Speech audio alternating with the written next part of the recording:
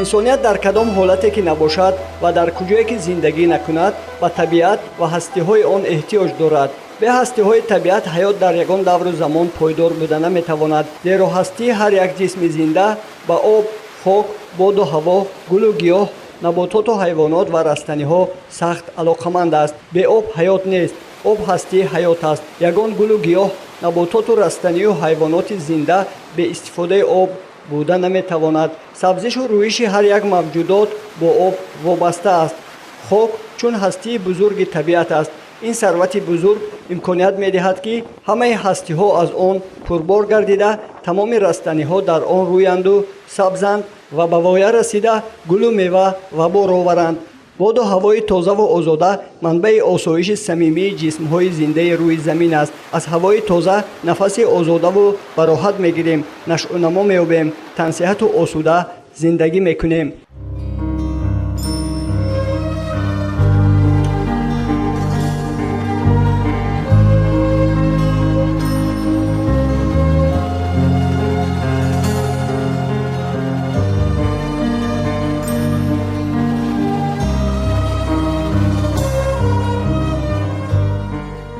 тоҷикистони азизи мо сарзамини биҳиштосо ва дорои табиати зебо мебошад.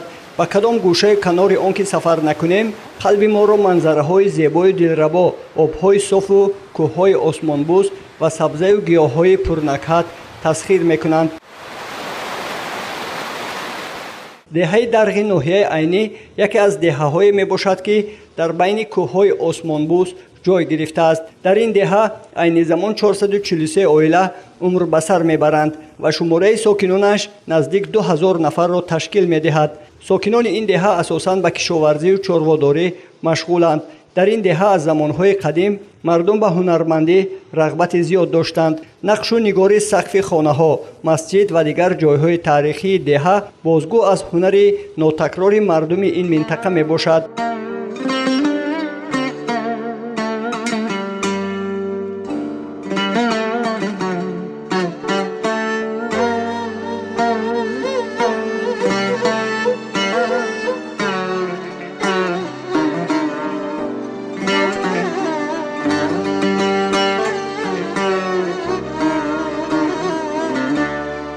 ба гуфти мӯсафедон аз қадимулайём дар ин ҷо ҳунарҳои миллӣ аз қабили наққошию наҷҷорӣ, гилембофӣ, оҳангарӣ, гачкорӣ ва ғайраҳо ривоҷ ёфта буданду имрӯз низ баъди эълон шудани соли 2018 соли рушди сайёҳӣ ва ҳунарҳои мардумӣ аз тарафи пешвои миллат муҳтарам Эмомалӣ Раҳмон боз аз нав эҳё гардида истодаанд. касби падаромо устоя аст. масҷидҳо ба хизмат кардем. ҳаминҷа ба биноҳои колхоз ба мактабҳо ба хизмат кардем. клуб шуд клуб, ба нисо ба хизмат кардем. устоӣ кардем. ҳунарҳо мана ҳамин косиби устоӣ буд. баъд деҳқонӣ мана бисёртар буд. ҷуфти гов, намадрезӣ буд, оҳанрезиҳо буданд, чорводоро буданд. ҳамино дар ҳамин диёра мо вуҷуд доштанд. устохунҳои мӯй саргӣ буд. ҳаминҷа ба қассобхонаҳоям доштанд. гилембофиам буд. бисёртар рағза мебофтанд. ман ҳамин чангман месохтам. кампирҳои пештар чангман месохтам. ҳунармандӣ ҳамин ки хор намешед. ҳамин ҳунар дошта бошед, ба куҷо равед, нонатуна меёфед, мехӯред, пулатуна мегиред. ҳамин шахсан худам тамоми ҳунар дорам. устоӣ дорам, повуриам дорам, осиёбунам мекунам. осиёам рост мекунам, ҷозхунам метон кардам. ба тамоми ҷавоно ман худам тавсия метиҳам ки хоне бачаҳо ҳунар ёд гиред. ба куҷо равед, хор намешед, нонатуна ёфта мехӯред. дар ин минтақа ки боду ҳавои тоза ва салқин дорад, картошкаю сабзӣ, себ, зардолу, нок, шафтолу ва ҷаву гандум ҳосили хуб медиҳанд. аз сабаби салқин будани ҳаво ҳосили меваю сабзавот дар моҳҳои сентябр-октябр пухта мерасад. баъзе навъи зардолуро дар ин минтақа то санаи 15 октябр дар шохи дарахтон дида метавонем. сокинони ин деҳа дар фасли тобистон ба овулҳо мекӯчанд. дар овулҳо ки аз деҳа тақрибан 8-10 километр дуртар дар домани кӯҳҳои осмонбӯс ҷойгиранд, сокинон чорвоашонро чаронида барои зимистон хошоки чорво захира мекунанд. این منطقه اوول فرزوت است که بسیار طبیعت دلنشین و هوای تازه و منظره های دقت جلب کننده دارد. همه ساله برای تماشای این منطقه مهمانان زیاد تشریف آورده 2-3 روز در اینجا استراحت میکنند. هر سال اومده همین منظره خوشرو بوده است، استراحت میکنیم. ما از این منظره ها به حد چیه شادیم که همین خیلی تاجیکستان همین خیلی منظره های زیبا داره. ما همه وقت حرکت میکنیم که هر سال همینجا اومده استراحت کنیم. بسیار بود و هوای نرم سلقین، منظره هاش همش خوشرو. حرکت میکنیم که سال آینده اگر نصیب باشد همین یار و رفیقا دوستا جمع میکنیم من همین منظره با اومده استراحت میکنیم. ساکنان دهه درق به شعرنویسی و بیت و سرودخوانی شوق و رغبت زیاد دارند. شاید سبب این همین طبیعت دلنشین و محیط زیبا باشد. محمود یوروف که در دهه آموزگار است بیت‌های ظرفشانی را با لحن و شیوه دلاشوب می‌سراید. فریاد زنم آنم براد آوازم در گردن نازکی تو دست اندازم آیا زغب فرو مدم نالش کردم آسان که در خونه تبالش کردم آمد سیل برو مدم برای که بوزه جونانه کاش را تو را مالم دوزایا. بیننده های عزیز، دهه درق یکی از دهه های زیبا منظره ناحیه عینی می باشد که بسیار طبیعت ناتکرار دارد و در این دهه بسیار شخصان هنرمند هستند که با شعر و سرود، بیتخوانی و دیگر هنرهای مردمی بسیار موقع خود را پیدا کردند و حالا هم صحبت من یکی از استادان مؤسسه تحصیلات میانه عمومی رقم 5 دهه درق محمود یوروف هستند که با بیتخوانی شهرت پیدا کردند. استاد میخواستم از شما فهمم که همین بیتخوانی را شما از کی شروع کردید، از کجا آموختید و مهر همین هنر از کجا در دل شما پیدا شد؟ راست گپ که بیتخوانی ما این گوییم که میراث پدر ما پدر ما بسیار بیتخوان بودن. بعد از کودکی ما به همین چیز میل و رغبت داشتیم. باور کنید این هم یک درد است. همه وقتی که آدم در همین مثال بیت میخواند یک غصه دلش، یک بغض دلش میبراید. این هم برای هر یک کس میسر نمیشود. من گمان میکنم که همین طبیعت زیبای همین دهه امکانیت میدهد که ساکنان اینجا بسیارتر به بیتخوانی، به سرودخوانی، به شعر نویسی مشغول باشند و تاثیر همین طبیعت زیبا به خیال من برای ایجاد کردن شعر و سرود و بیت مساعدت میکنه. شما چی عقیده دارید؟ گویی که من همین کو برایت کو این یک میگم که برای انسان استعداد است که همه چیز غم و غصه آدم میبره. استاد خوب میشد برای بیننده های برنامه ما چند از همین بیت های دلاشوب ظرفشانی زمزمه میکرده. خیلی یک چند بیت دیگر از همین برهای سودای پدری با سود اسلوب پدر ما میخونه. یعنی پدر شما هم بیتخوان بودن. بیتخوان بودن. بسیار بیت میخوندن. جونانه کاش یا تو را مالم دوزه آمم میبروم برای من قنه سوزایا آلال ما ببر اومدم کلال ما ناشده چای جوش بیار جوره که وقتی چای شد آیا ازق بفر اومدم برای رگیه یک بوسه گیرم از روی دولت بگی آیا آکل خود چی را یخله میکنم یارم نسته آسوخته جگرم مدار رفتارم نستایا ها دنیا بخیرش میموره مای شمایه فایده ندارد خوردن غم به شما تو کب کشوی من از پسات سیادمه آبوی خوشی تو نمی رود از یادم آیا روزی ازل همین بوده تقدیرمه تو مر بریکا کلاد گیرم از پیرم آیم بگه ای سال نو بیادت خوابمه مثل تو سنم من از کجا میابم استاد سلامت باشید، آوازتان خسته نباشد. بسیار بیت های دلاشوب برای بیننده های ما سرایدید و من گمان میکنم که بیننده های ما از این بیت های شما بسیار یک بالیده روح شدند و من میخواستم دانم که این بیت های که شما میسرایید این بیت های را کی می نویسد؟ این بیت ها اساساً بیت های خلقی. بعد من این شاعرهای دیارم بودن بابای خاکرا، استاد شریف نیازوف، نور محمد حسینوف، من از سعید مرزا نرزیوف. خوب استاد، امین اعلان شدنی سال رشد سیاحی و هنرهای مردمی از طرف پیشوای ملت برای رشد هنرهای مردمی در همین دهه چه امکانیت فراهم آورد؟ برای ما سال اعلان گردیدن رشد سیاحتی و هنرهای مردمی از طرف پرزیدنت جمهوری اسلامی محترم امام علی رحمان بسیار خوب شد که همه چیزهای قدیمی رو ما باز زنده گرداندیم و به نسل‌های آینده‌مون همه چیزها رو باز میراث گذاریم.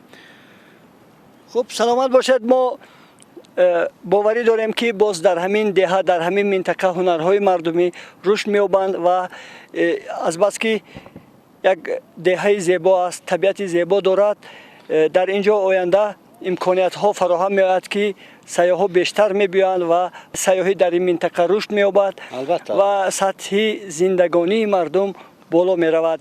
زنده باشد. برای سرودهای دلاشوب و جذاب سپاسگزاریم. رحمت برای شما. تشکر. هنرمند دیگر که در توی معرکه‌های مردم خدمت ارزنده می‌کند خالمرزا رجبوف است. آوازش بسیار فورم و شیره‌دار است. از این رو مردم او را دائما به معرکه و محفل‌ها دعوت می‌کنند. من آخر میز جام حافظ شیراز می نوشم،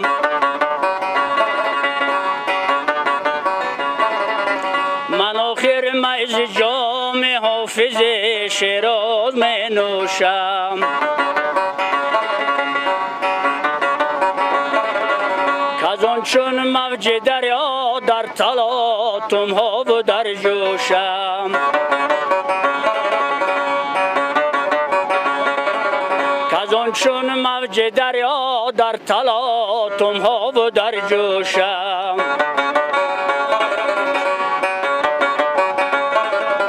جوانی می رود امروز یا فردا ز پهلویم، جوانی می رود امروز یا فردا ز پهلویم، ولی چون سنگ خواب آلود ساحل سخت خاموشم، ولی چون سنگ خواب آلود ساحل سخت خاموشم.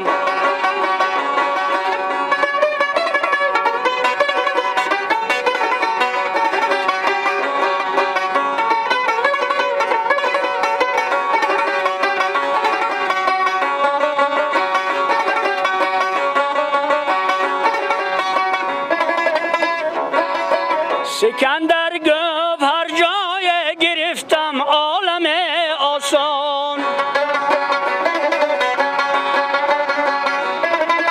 به هر جا چون رسیدم پند پیران بود بر گوشم،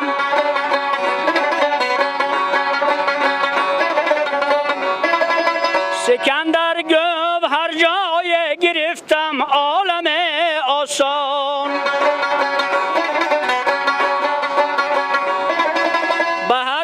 چون رسیدم پند پیران بود بر گوشم، منم چشمه خوبه که در پای تو میریزم، منم چشمه خوبه که در پای تو میریزم. بگیر یک قطره از آبم که دیگر من نمی جوشم، بگیر یک قطره از آبم که دیگر من نمی جوشم.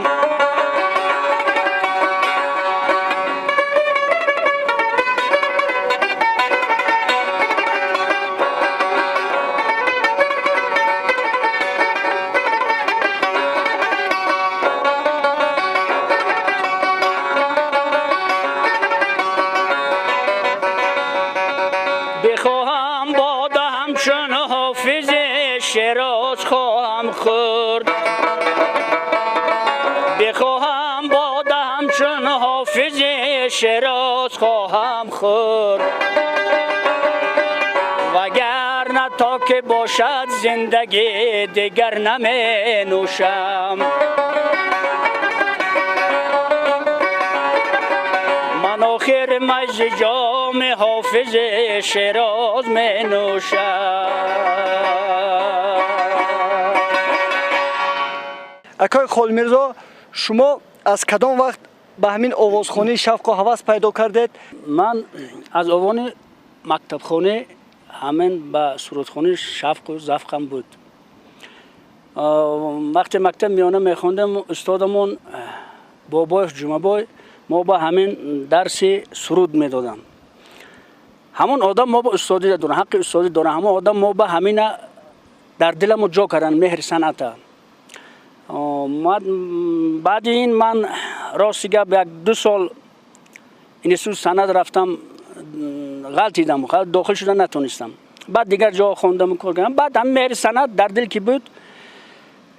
خیلی سال کار کردم در همین ساحه کلخوز و بعد گشتم من کلوب دهبه مدیر کلوب شدم. در همین 23 سال مدیر کلوب همین دهبه بودم. خیلی چندین همین معرکه های همین دیار معرکه تا سطح رسپوبلیکا معرکه ها با اشتراک کردیم. جمهوری چندین تا هم سرودای آهنگای خود دارم. همین مردم خیلی احترام میکنن، همین محفل ها با میبرن. حاضر برای بیننده های برنامه ما کدام سروده میخونید؟ اگه برای برنامه اگه بهترین سرود این برای من همه وقت در کجایی که همین محفل ها رو میخونم، بهترین سرود این یکم سرود برای مادر، برای اینکه مادران این آلیه زیبای زمین این مادران هستن. همین سرود بهترین برای مادران.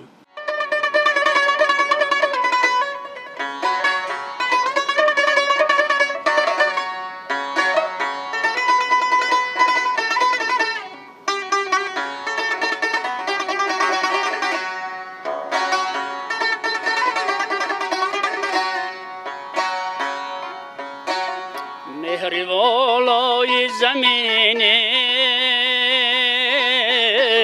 مهر مادر بوده،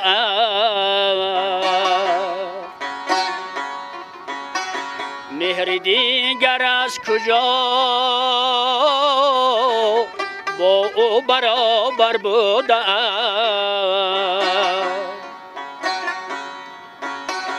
چشمه شیر سفیدی او سراب زندگی، او سراب چشمه عمر مرا سر بوده، او سراب چشمه عمر مرا سر بوده.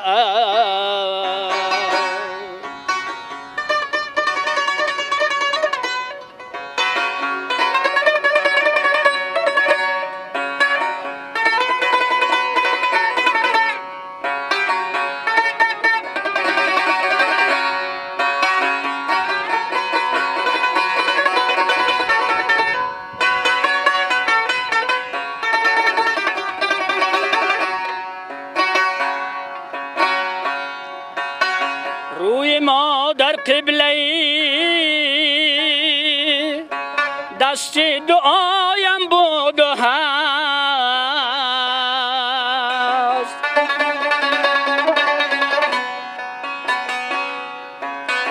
بوی مادر از همه بوی معطر بوده است.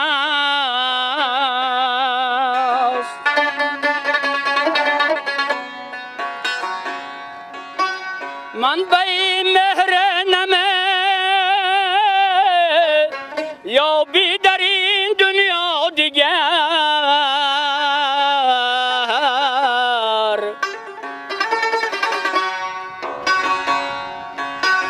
مهر یزدان هم ردیفی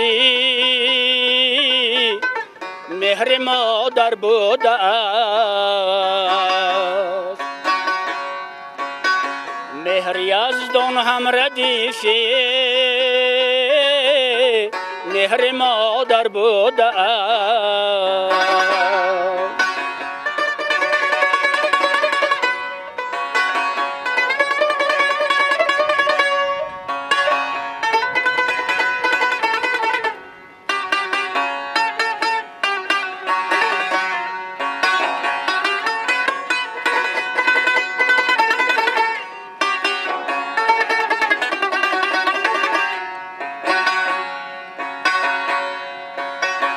از روان او روان بگرفته نخل تنم،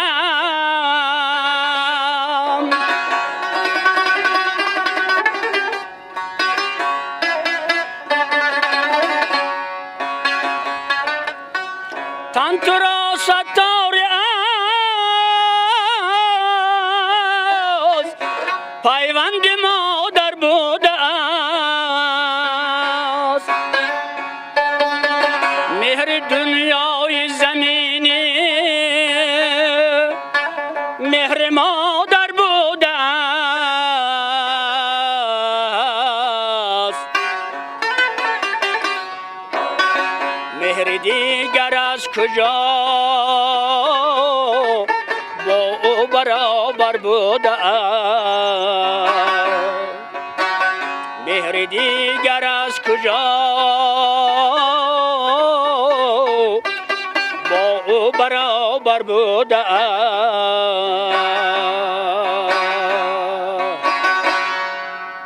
اکای خال میرزا آوازتون خسته نباشد. بسیار یک سرودی دلنشین برای مادرها خوندید و من میخواستم دانم که برای چی همین ساکنای دهه ها عموما مردم کوهستان بیشتر به شعرخوانی و شعرنویسی رغبت زیاد دارند. سبب در چی باشد؟ اکنون عبدالرشید جان خیلی است. کوهستان به هر حالت اگر زندگی هم که وزمینتر باشد زندگی کردن، به هر حالت من همین کوه ها، من همین زیباگی ها، همین زیباگی ها این یک الهام است برای مردم کوهستان. مثلا من میبرید کوه برای کار کردن، نزد زمینتون میرید، همونجا میرید خیلی دیگر از زندگی فارغ فقط مسئله همین که همین زمین بینم و چیکار کنم، همین بعد خود به خود همین الهام میبیاد، بعد همین زمزمه میکنید. بعد من همین روباتای وادی زرفشان از کو همین چیزا همش همین خیلی ها پیدا شدگی است. یعنی وقتی که آدم در طبیعت تنها میماند یا شعر مینویسد یا خود به خود الهام سرود میخواند، اینجا مثلا یگان کس به شما خلل نمیرساند؟ همین خیلی است، همین خیلی. بله بله، تشکر، است. زنده باشد. برای بیننده های ما باز کدام سرود زمزمه میکنید؟ بسیار به ما این سرودهای شما معقول آمد. یک سرود از لایق شیرالی باشد.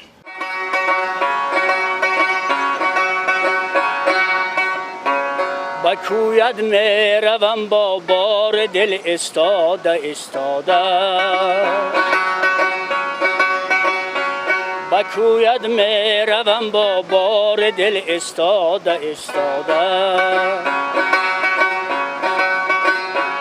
گره های دلم را بهر تو بکشاده گره های دلم را بهر تو بکشاده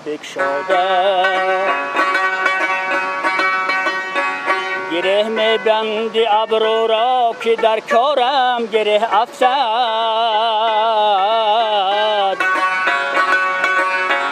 گره میبندی ابرو را که در کارم گره افتد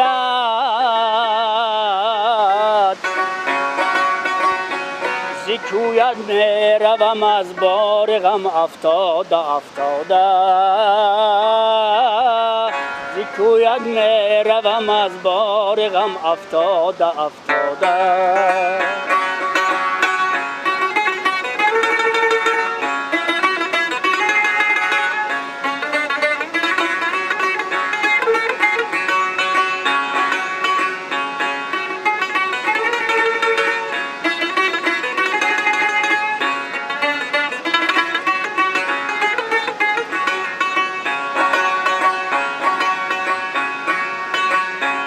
تمام عمر مست باده بودم ای خوشا یک بار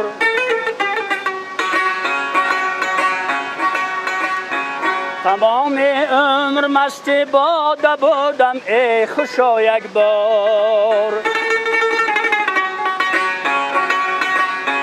شدم مست دو چشم مست تو بی باده شدم مست دو چشم مست تو بی باده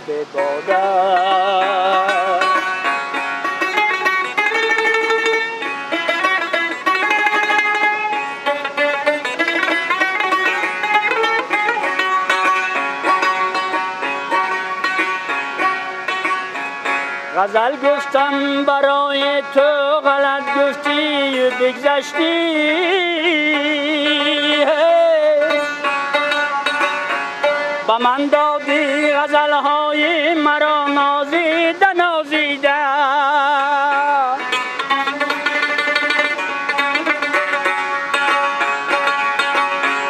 غزل گفتم برای تو غلط گفتی و بگذشتی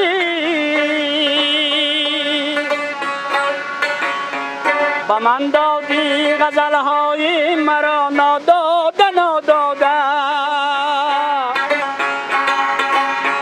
تو آخر می روی ای نازنین مغرور حسن خود تو آخر می روی ای نازنین مغرور حسن خود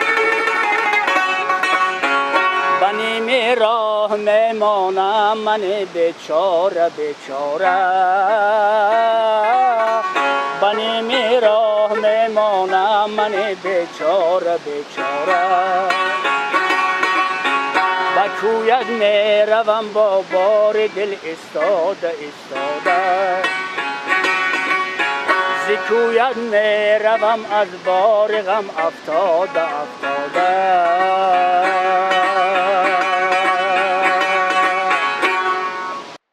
دهه کزدان در همسایگی دهه درغ است. این دو دهه اصلا از هم جدا نیستند. در این دهه نزدیک 900 نفر ساکنان عمر به سر میبرند. حیات و فعالیت ساکنان این دهه نیز از ساکنان دهه درغ تفاوت ندارد.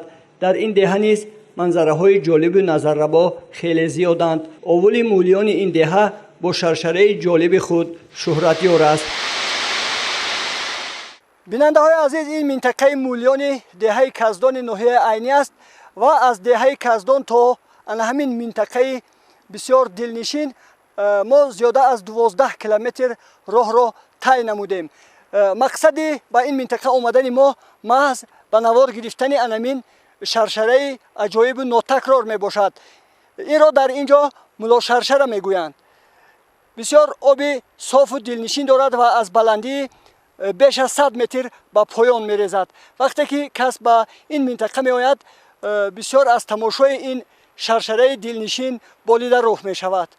شرشره از بلندی بیش از 100 متر از بین سنگ جاری شده به پایان می ریزد و بسیار منظره جالب است. همه ساله برای تماشای این شرشره از داخل خارج کشور سیاحان زیاد به تماشا می آیند.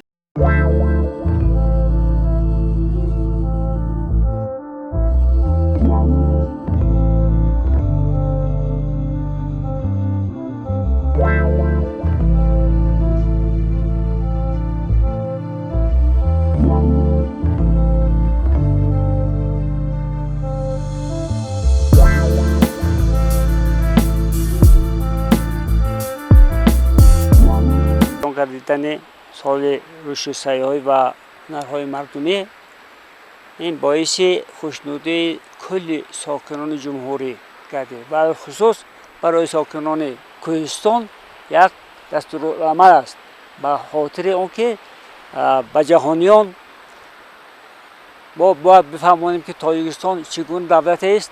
اگر آن را در زبان میشناختم بلکه در وقتی که من تمام موضوعهای دلنشین جمهوری ما به جهانیان نشان دادیم این البته جلب تمام سیاحان در سطح جمهوری زیاد می شود. هر قدری که جلب سیاحان در سطح جمهوری زیاد شود این البته باعث می گردد که خزینه جمهوری باز بالاتر غنی‌تر می گردد. جاهای نوی کاری پیدا می شود. موضوعی که ما اینجا قرار داریم این موضوع مناشرشره نام دارد. موضوع مولیان است. اصلا این موضوع مولیان نام دارد.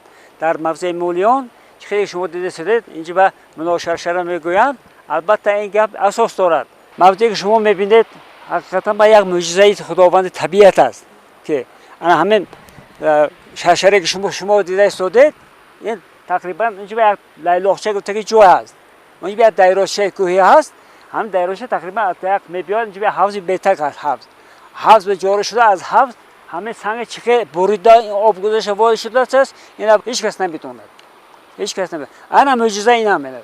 شرشره خیلی زیاد است. شر زیاد است. لیکن این خیلی سنگ بریده داخل سنگ دل سنگ بریده گذاشتن آب این یک معمای سربسته است. این چی خیلی راه یافته است چگونه هست این سببش ما هم نمیتونیم هیچ گفتن هم نمیتونیم فقط میگیم یک معجزه طبیعت معجزه خداوندی است.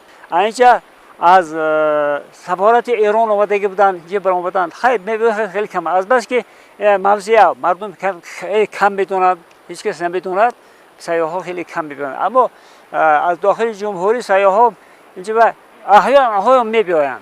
اگر هم در همین دهه یکم شناخت پیدا شود ما تکلیفشون میکنیم که من همین خیلی موضوع هست موضوع داریم ما شما میتوانید رفته همونجا کمی استراحت کنید.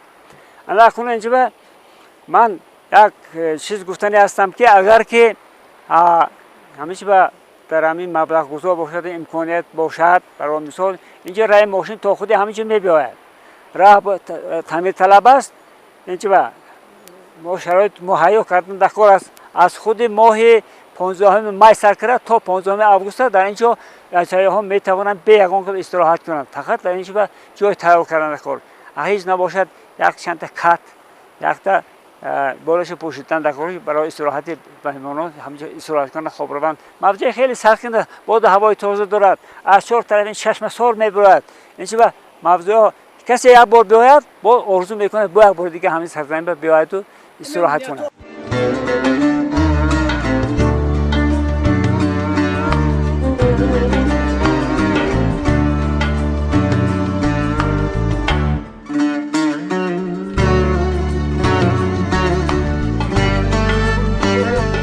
بیننده‌های عزیز در حقیقت بسیار یک طبیعت زیبا مفتون کننده است و من گمان میکنم کسایی که در همین منطقه زندگی میکنن و استراحت میکنن عمر دراز میبینن و سلامتیشون دائما خوب است زیرا در اینجا هوای تازه آبهای مصفا و بسیار یک طبیعت زیبا است که وقتی که کس به این منطقه میآید بسیار آسوده میگردد استراحت میکند و باشد که ساکنان همین منطقه ها کوشش به خرج دهند که دائما این طبیعت زیبا را حفظ کنند تا همیشه همین گونه زیبا باقی بماند.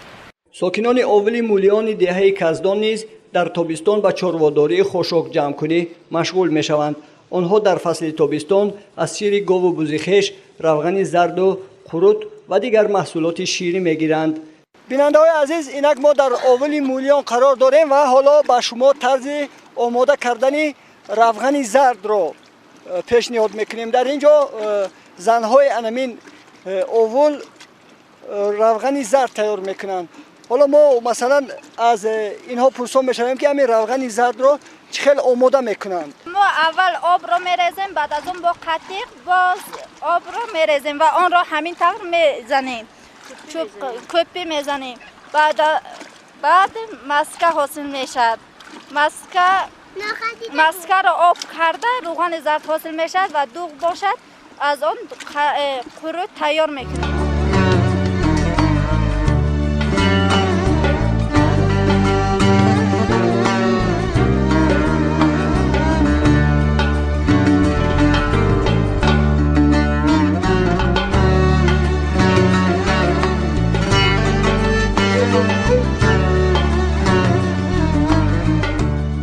دیرابخان همی قروت را چه خیلی تیار میکنید؟ عموما قروت از چی آماده میشود و چه خیلی تیار کرده میشود؟ قروت از دوغ آماده می شود. آن را ما به خلطه گرفته طول 3 یا 4 روز در خلطه می ریزیم و سخت می شود. آن را گرفته علمی به نمک الدرش کرده و قروت حاصل میکنیم. خب این قروت های شما چه خیلی مزه دارد؟ مزهش همش طبیعی و خیلی بامزه می باشه. ما با این قروت ها آردم نه اضافه اضافه نمیکنیم. نمیشود؟ نه قروتی طبیعی است. طبیعی است. خب عموما همین چکه دوغ شما از شیر کدام حیوانات تیار کرده میشود؟ از گاو تیار کرده می شود. اساسا از شیر گاو گاو تیار تیار کرده کرده. قروت. شما همین قروت ها با فروش میبرید؟ اون ما به فروش نمیبریم و در زندگی استفاده میبریم و به خش تباران شهر تحفه میدیم. باز به خاشاک جمع کنی، هضم جمع کنی مشغول میباشیم و زندگیمون رو پیش میبریم. امسال از طرف پیشوای ملت سال رشد سیاحی و هنرهای ملی ما خیلی از این شان میباشیم. حرکت میکنیم که بیشتر هنرهای ملی را آموزیم و زندگی خود را پیش بریم.